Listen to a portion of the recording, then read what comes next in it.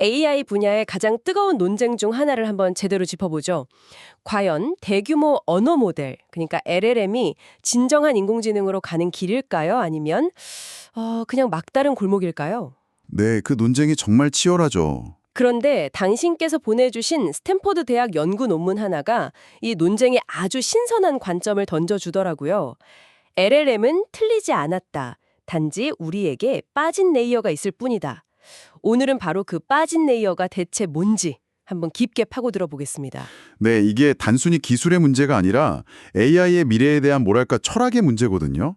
무조건 모델을 키우기만 할 건지 아니면 판을 완전히 새로 짤 건지 이 논문은 그 양자택일에서 벗어난 제3의 길을 보여준다는 점에서 아주 의미가 깊습니다. 논문을 읽으면서 저는 그 저자들의 낚시 비유가 머리에 딱 박혔어요. LLM을 거대한 바다에 비유했던데 이게 정확히 어떤 의미인가요? 아, 그 비유가 정말 핵심을 잘 짚었죠. 그 바다에는 수많은 물고기, 그러니까 데이터 패턴들이 살고 있는 거예요. 네네. 근데 우리가 보통 LLM에 질문하는 건 미끼 없이 그냥 거대한 그물을 던지는 것과 같아요. 아, 미끼 없이요? 네, 그러니 뭐가 잡히겠어요? 가장 흔하고 널리 퍼진 물고기, 다시 말해 아주 일반적이고 예측 가능한 답변만 올라오는 겁니다. LLM 비판가들이 지적하는 게 바로 이 지점이죠. 그쵸. 항상 듣던 얘기만 하는 것 같은 느낌. 맞습니다. 그래서 논문의 핵심은 지능적인 행동이란 그냥 그물을 던지는 게 아니라 의미론적 앵커링이라는 특별한 미끼를 던지는 과정이라는 거예요. 아, 미끼요? 구체적인 목표나 맥락이라는 미끼를 써서 우리가 정말 원하는 희귀한 상어, 즉 목표 지향적인 답변을 낚아 올려야 한다는 개념입니다. 와, 여기서부터 이야기가 정말 흥미로워지던데요. 이 과정이 점진적으로 나아지는 게 아니라 어느 순간 질적으로 확 바뀌는 그 성장이 같다고 표현했어요. 정확합니다. 마치 물이 99도에서 100도가 될 때 확 끓어버리는 것처럼요. 네, 바로 그 질적인 변화가 핵심입니다. 단순한 성능 향상이 아니라 말 그대로 행동 패턴의 근본적인 전환이죠. 논문에서는 이 현상을 설명하려고 UCT라는 프레임워크를 제시하는데요. 네, 그 부분이 조금 복잡하던데요. 복잡하게 들릴 수 있는데 핵심은 간단해요. 우리가 얼마나 좋은 미끼를 쓰고 또 얼마나 깐깐하게 결과를 걸러내는지 이걸 점수 매길 수 있다는 겁니다. 일종의 앵커링 점수죠. 앵커링 점수요? 네. 그리고 그 종합 점수가 특정 임계점을 딱 넘어서는 순간 모델은 더 이상 헛소리나 환각에 빠지지 않아요. 안정적으로 목표를 향한 추론을 시작하는 거죠. 뭐랄까, 스위치가 탁 하고 켜지는 것처럼요. 그렇다면 이 관점을 따라가 보면요. 우리가 흔히 보는 AI의 실수는 모델 자체의 한계가 아닐 수도 있겠네요. 바로 그겁니다. 오히려 우리가 AI를 조정하는 기술, 그러니까 낚시하는 기술이 아직 미숙했다. 이렇게 봐야 하는 걸까요? 정확한 지적이십니다. 문제의 관점을 모델의 한계에서 조정의 실패로 옮기는 거죠. LLM이라는 바다를 탓할 게 아니라 우리 낚시꾼의 기술을 연마해야 한다는 겁니다. 아, 낚시꾼의 기술이라. 네, 그래서 논문은 MACA라는 구체적인 아키텍처를 그 빠진 레이어, 즉 전문 낚시꾼의 청사진으로 제안합니다. 그게 어떤 시스템이죠? 여러 AI 에이전트들이 서로 막 토론을 하고요. 또 소크라테스 방식의 심판이 있어서 잘못된 논리를 딱 걸러내면서 최선의 답을 찾아가는 그런 시스템이라고 보시면 돼요. 와, 정말 정교한 낚시꾼이네요. 그렇죠? 그럼 오늘 논의를 정리해보자면 LLM은 무한한 가능성을 지닌 바다와 같고 진정한 과제는 그 바다를 탓하는 게 아니라 우리가 원하는 지식을 정확히 낚아올릴 수 있는 정교한 조정 레이어, 즉 최고의 낚시꾼을 설계하는 것이 되겠네요. 맞습니다. 그래서 이 논문은 여러분이 AI를 바라볼 때 생각해 볼 만한 아주 중요한 관점의 전환을 제안하는 거죠. 다음에 AI가 실수하는 것을 보게 될 때, 아, 이 모델은 역시 한계가 있군. 이렇게 생각하기보다 한번 이렇게 질문을 바꿔보는 건 어떨까요? 과연 우리가 미끼를 제대로 던진 걸까? 하고 말이죠. 안녕하세요. 청취자 여러분도 AI 비서에게 좀 복잡한 부탁을 해보신 적 있으신가요? 저는 얼마 전에 다음 주 회의 끝나고 갈 만한 조용한 한식집 좀 찾아줘 이랬더니 한참을 그냥 생각만 하더라고요. 오늘 우리가 함께 살펴볼 자료가 바로 이 문제. 그러니까 대규모 언어 모델 LLM 기반의 개인 비서가 왜 그렇게 생각하는 시간이 긴지에 대한 아주 흥미로운 해답을 담은 연구 논문입니다. 네, 그렇죠. 그 답답함 뭔지 알 것 같아요. 논문을 보니까요. 예를 들어서 내일 모레 허페이에서 베이징 가는 표 예매해줘 같은 요청이 있잖아요. 이걸 처리할 때 AI 비서가 계획을 세우는 데에만 평균 25초 정도 걸린다는 거예요. 25초나요? 네. 우리가 느끼는 그 몇십 초의 침묵이 바로 이 계획 단계에서 생기는 거죠. 아니 잠깐만요. 도대체 무슨 계획을 그렇게 거창하게 세우길래 그렇게 오래 걸리는 거죠? 그냥 검색 한 번 하는 거 아닌가요? 그게 생각보다 훨씬 복잡한 과정이거든요. 아, 그런가요? 방금 그 표 예매 요청 하나에도 LLM은 내부적으로 여러 단계를 거쳐요. 먼저 날짜를 확인하고요. 허페이랑 베이징 날씨도 조회하고 항공편, 기차편 각각 검색해서 가격 비교까지 하고요. 와, 심지어 사용자의 개인 일정에 혹시 충돌은 없는지 그것까지 확인한 다음에 최종적으로 추천을 하는 거죠. 그러니까 대략 한 7단계짜리 작은 프로젝트를 실행하는 셈이에요. 와, 7단계라니. 제 간단한 요청 하나가 AI 내부에서는 그런 복잡한 연쇄 반응을 일으키고 있었군요. 그러니 시간이 걸릴 만도 하네요. 근데 잠깐만요. 그럼 이전에 비슷한 요청을 처리한 경험을 활용하면 안 되나요? 이거 그냥 캐싱 아닌가요? 컴퓨터 공학에서 수십 년 동안 써온 기본 기술 같은데요. 아주 날카로운 질문이네요. 물론 단순 캐싱을 생각할 수 있죠. 하지만 만약 이전 요청의 결과물, 그러니까 호페이발 베이징행 항공권 정보를 그대로 캐싱했다고 쳐요. 그런데 다음 요청이 내일 창사에서 상하이 가는 표 예매라면 어떻게 될까요? 아, 엉뚱한 정보를 주게 되겠네요. 그렇죠. 결과 자체를 저장하는 건 의미가 없는 겁니다. 그렇군요. 바로 그 지점입니다. 그래서 이 논문이 제안하는 에이전트 리유 제어는 방식은요. 최종 결과가 아니라 문제를 해결하는 방법, 즉 계획의 틀 자체를 재사용하자는 아이디어예요. 계획의 틀을 재사용한다? 그거 흥미롭네요. 그게 어떻게 가능한 거죠? 에이전트 리유즈는 요청을 세 단계로 분석해요. 첫째, 사용자의 의도가 뭔지 파악합니다. 표 예매인지 음악 재생인지 같은 거죠. 네. 둘째, 요청에서 계속 바뀌는 정보, 그러니까 핵심 파라미터를 뽑아냅니다. 출발지, 도착지, 날짜 같은 변수들이요. 아, 가변적인 정보들. 맞습니다. 그리고 마지막으로 이 변수들을 싹 제외한 본질적인 의도가 이전에 저장해둔 계획이랑 얼마나 비슷한지 그 유사도를 평가하는 겁니다. 아하, 알겠습니다. 그러니까 A에서 B로 가는 표 예매라는 그 계획의 뼈대는 그대로 두고 허페이나 베이징 같은 살만 그때그때 갈아 끼우는 식이네요. 네, 바로 그거죠. 핵심을 정확히 짚으셨네요.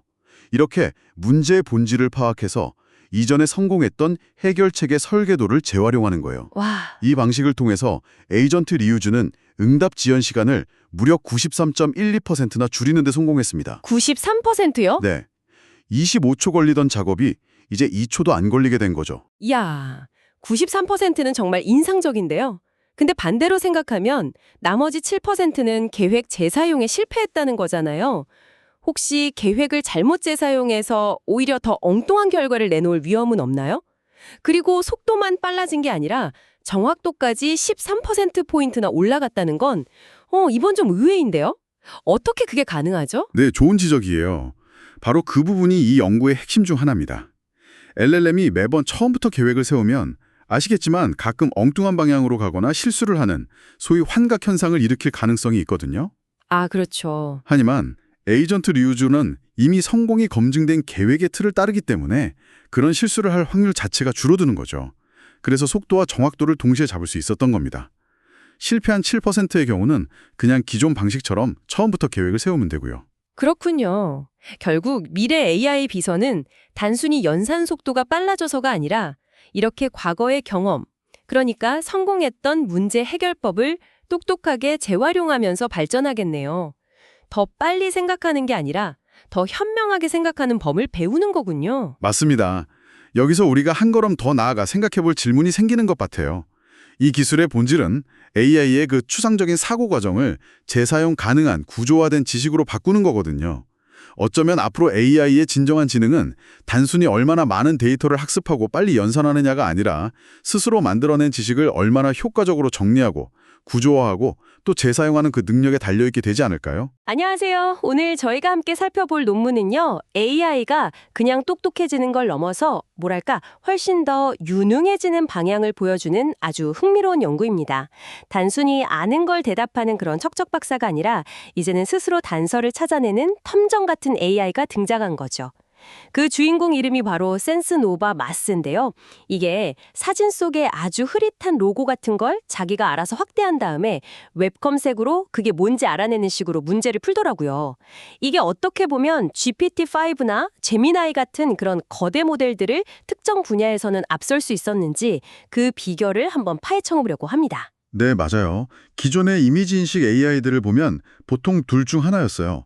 이미지를 아주 세밀하게 뜯어보는 일종의 현미경 같거나 아니면 그냥 웹을 검색하는 도서관 사서 같거나. 근데 이 센스노바 마스는 이 두 가지 역할을 아주 자연스럽게 넘나들면서 해낸다는 게 정말 핵심적인 차이점이죠. 바로 그 지점이 진짜 재밌는 것 같아요. 이 AI가 쓰는 도구가 딱 세 가지라고요. 텍스트 검색, 이미지 검색, 그리고 이미지 자르기. 굉장히 단순한 도구들인데 이걸로 어떻게 그렇게 복잡한 질문에 답을 하는 걸까요? 논문에 나온 예시를 보면 바로 이해가 되실 거예요. AI한테 어떤 레이싱 선수 사진을 딱 보여주고 이렇게 묻는 거죠. 성수 옷 왼쪽 아래에 있는 로고 있잖아요. 그 회사 언제 설립됐고 이 선수는 몇 년생이에요. 그 차이가 몇 년이죠? 와, 잠깐만요. 그건 사람도 바로 대답하기 힘든 질문인데요. 정보가 한두 개가 아니잖아요. 그렇죠. 센스노바 마스는 이 질문을 받고 먼저 이미지 자르기 도구를 써요. 그래서 옷에 있는 작은 로고 부분을 확대합니다. 카스토어라는 걸 확인하고 바로 텍스트 검색으로 들어가서 설립 연도가 2015년이라는 걸 찾아내죠. 일단 로고부터 확인하고. 네. 그 다음엔 이미지 검색으로 이 사진 속 선수가 막스 페르스타펀이라는 걸 알아내고요. 다시 텍스트 검색으로 가서 그의 출생 연도 1997년을 찾아냅니다. 그리고 마지막에 두 숫자를 빼서 18년이라는 답을 내놓는 거죠. 잠깐만요. 그럼 AI가 스스로 이 로고가 너무 작네. 먼저 잘라서 확대해야겠다. 이렇게 판단을 했다는 거잖아요. 누가 시킨 게 아니고요. 그 부분이 정말 사람의 사고방식이랑 비슷한데요. 정확합니다. 그걸 바로 에이전트적 추론이라고 불러요. 정해진 순서대로 하는 게 아니라 목표를 달성하기 위해서 스스로 계획을 세우고 지금 뭐가 필요한지 판단해서 도구를 선택하는 거죠. 정말 독립적인 요원처럼요. 스스로 계획을 세우는 AI라니. 그럼 이런 AI는 대체 어떻게 훈련을 시키는 건가요? 그냥 데이터만 많이 넣는다고 될 것 같지는 않은데요. 네, 맞습니다. 그 훈련 방식이 이 연구의 진짜 핵심이라고 할 수 있어요. 크게 두 단계로 나뉘는데요. 첫 단계는 콜드스타트 지도 미세 조정이라고 불러요. 아주 엄선된 한 3,000개 정도의 고품질 데이터로 도구 사용법의 정석을 가르치는 겁니다. 뭐랄까, 최고의 교과서로 기초를 배우는 거죠. 일단 기본기를 아주 탄탄하게 다져놓고 시작하는 거군요. 네, 맞아요. 그 다음에 이제 강화학습 단계로 넘어갑니다. 여기서 BNGSPO라는 새로운 알고리즘이 아주 중요한 역할을 하는데요. AI가 스스로 문제를 풀면서 더 나은 방법을 찾아보게 하는데 막 엉뚱한 길로 빠지지 않도록 안정적인 장치를 걸어두는 거예요. 보통 강화학습의 문제점으로 꼽히는 게 불안정성이거든요. 그걸 잡은 거죠. 그렇군요. 아주 좋은 교과서로 기본을 가르친 다음에 안전한 놀이터에서 마음껏 연습하면서 자신만의 노하우를 터득하게 만드는 그런 방식이네요. 자, 그럼 이론은 정말 완벽한데 실제 결과는 어땠을까요? 이런 똑똑한 훈련 방식이 GPT-5 같은 유명한 상용 모델들과의 대결에서도 통했을지 궁금한데요. 아주 좋은 질문입니다. 연구팀도 바로 그걸 증명하고 싶어서 HRMM 설치라는 새로운 시험대, 그러니까 벤치마크를 직접 만들었어요. 기존 시험 문제들이 이 AI한테는 너무 쉬웠던 거죠. 직접 시험 문제까지 만들 정도로요? 네. 고해상도 이미지 속에 있는 아주 작은 단서랑 외부 지식 검색을 결합해야 하면 풀 수 있는 그런 어려운 문제들만 모아놓은 거예요. 자신감이 대단했네요, 정말. 결과는 놀라웠습니다. MM설치나 직접 만든 HRMM 설치 같은 검색 중심 벤치마크에서 제미나이 3 플래시나 GPT-5 같은 최고의 상용 모델들을 뛰어넘는 성능을 기록했으니까요. 이 접근법이 그냥 이론이 아니라 실제로도 엄청난 도약이라는 걸 증명한 셈이죠. 결국 이건 AI가 모든 걸 아는 척하는 단계에서 스스로 알아내는 법을 터득하는 단계로 넘어가는 아주 거대한 변화를 보여주는 신호 같아요. 맞습니다. 단순히 지식을 저장하는 데이터베이스가 아니라 진짜 문제를 해결하는 범용 인공지능 에이전트로 가는 아주 의미 있는 한 걸음이라고 볼 수 있습니다. 마지막으로 여러분께 생각해 볼 만한 질문 하나를 던져드리고 싶어요. 이 논문을 보면 흥미로운 점이 AI가 훈련을 거듭하면서 문제 하나 푸는데 평균 4번 쓰던 도구를 나중에는 단 2번만 쓰고도 해결하더라고요. 점점 효율을 찾아가는 거죠. 이렇게 AI가 단순히 답을 찾는 걸 넘어서 가장 효율적인 길을 스스로 찾아낸다면 과거에는 AI에게 불가능하다고 여겨졌던 복잡한 현실 세계의 문제들 중에서 과연 어떤 것부터 해결할 수 있게 될까요? 혹시 가상비서나 게임 캐릭터랑 대화하다가 어딘가 좀 부자연스럽다고 느껴본 적 없으신가요?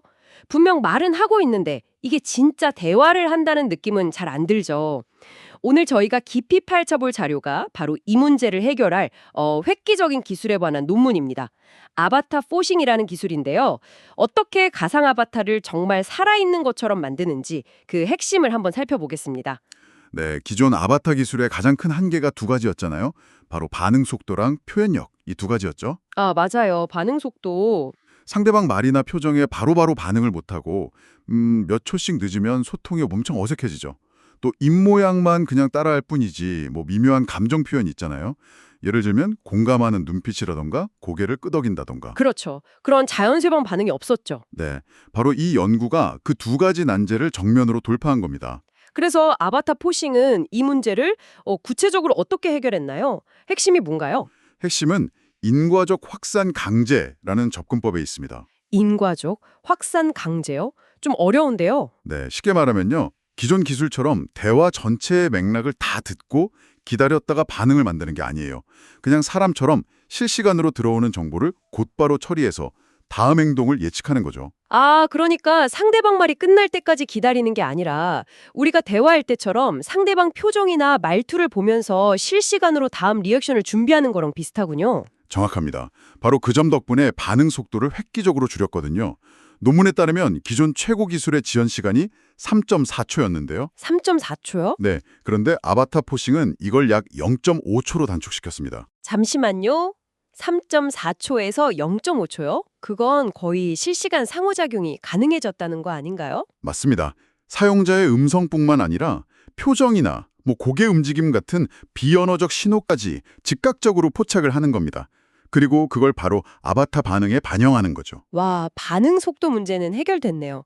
그럼 더 표현력이 풍부한 그 생동감 넘치는 아바타는 어떻게 만들었을까요? 사람처럼 자연스럽게 웃거나 공감하는 표정을 가르치는 게 정말 어려웠을 텐데요. 여기서 아주 흥미로운 학습법이 사용됩니다.